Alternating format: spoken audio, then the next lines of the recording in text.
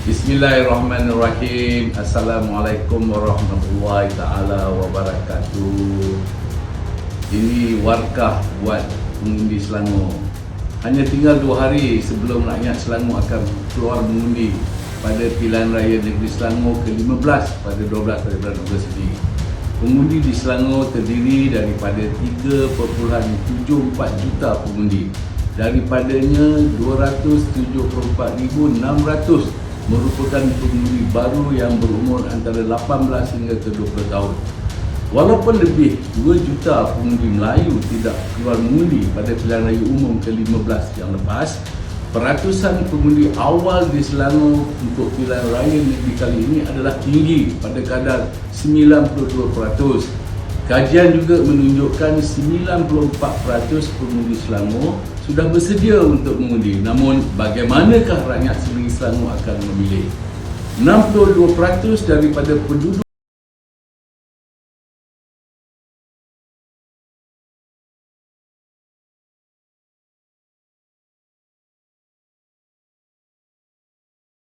peratusan penduduk negara, bangsa Melayu merupakan bangsa keras di Malaysia, negara yang juga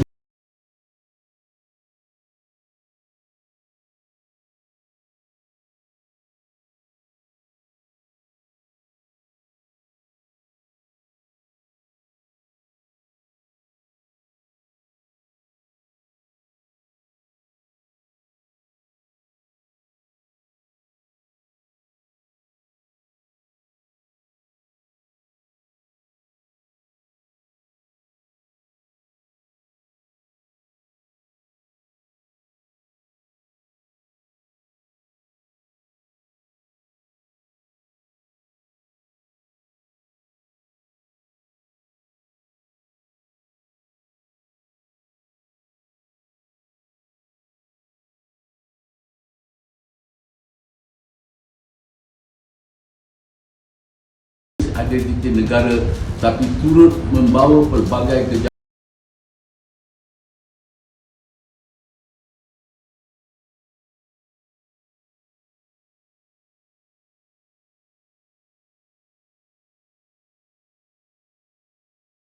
pengendalian kes kalimah Allah SWT. Terorisme ini bergerak secara halus di atas dasar kesamarataan, permodernan dan juga penyelewengan konsep ketemadunan yang tersasar daripada penelitian sebenar kepimpinan Islam. Kompromi sebegini dikatakan adalah perlu untuk mencapai kemajuan yang meraihkan kepelbagaian dan kesederhanaan. Akan tetapi secara hakikatnya ia amat membelakangkan gaya hidup Islam dan juga agihan kekayaan yang seimbang. Sebagai contoh, Selangor merupakan negeri yang termaju di Malaysia sejak lebih 30 tahun yang lalu. Sebagai pusat ekonomi negara, Selangor memerlukan pentadbiran yang kemas untuk memastikan kebaikan rakyat negeri terjaga dengan baik. Namun, pentadbiran negeri Selangor sekarang masih dibelenggu dengan pelbagai masalah asas kehidupan seperti isu bekalan air bersih, bencana banjir, pengurusan sampah, kos sara hidup yang tinggi dan lain-lain lagi. Di Selangor, pendapatan isi rumah di bawah RM6,960 adalah merupakan kategori yang paling rendah.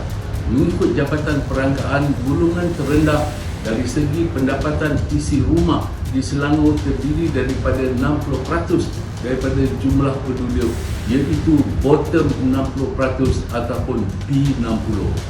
Kadar inflasi di Selangor juga adalah yang tertinggi di Malaysia dengan jumlah peningkatan lebih 36% sejak tahun 2019.